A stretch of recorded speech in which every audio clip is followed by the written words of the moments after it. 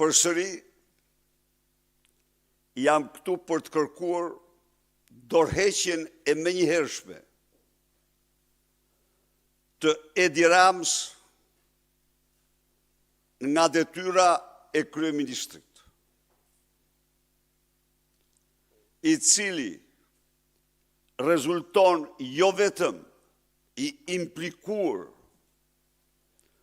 në mega aferat më të mëdha korruptive në historinë e Shqipërisë dhe të Europës, por rezulton dhe pengesa më kryesore e funksionimit të drejtësisë, që ka përbën një krim të rënd në vetvete.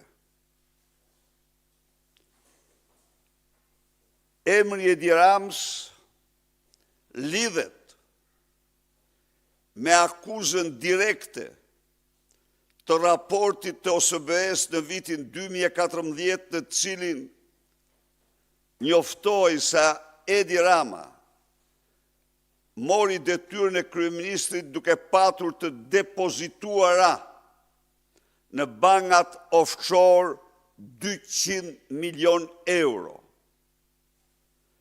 Ndaj kësaj akuze konkrete, Edi Rama nuk ngriti asnjë lloj padie, civile apo penale, për të mos thënë që e ka përdiu me heshtje të plot. Edi Rama u bë kryeministër me sarajet e Surrelit mbi shtëpinë,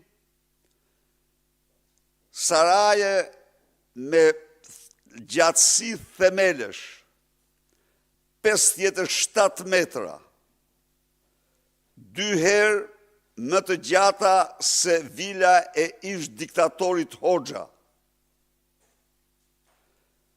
të ndërtuara me materiale të super kushtueshme.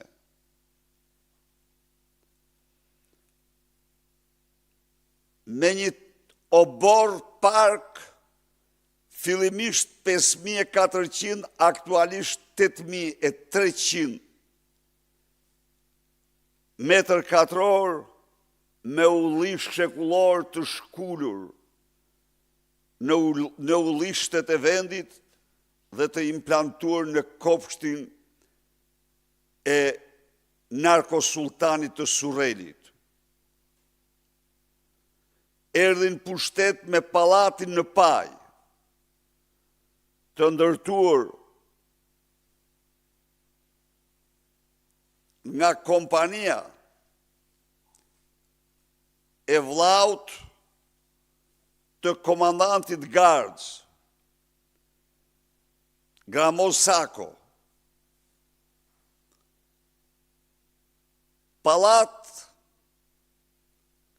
i ndërtuar në sheshin e pallateve, me leje të kundërligjshme, totalisht të kundërligjshme.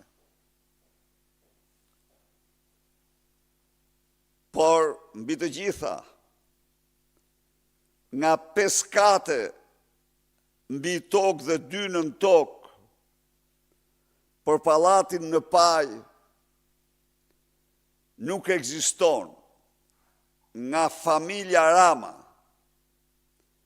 nga bashkëshortja as dhe Edi apo familjarët e tyre, as dhe një faturë bankare, financiare, tatimore, doganore, ndërtimore, apo e çfarëdo llojit.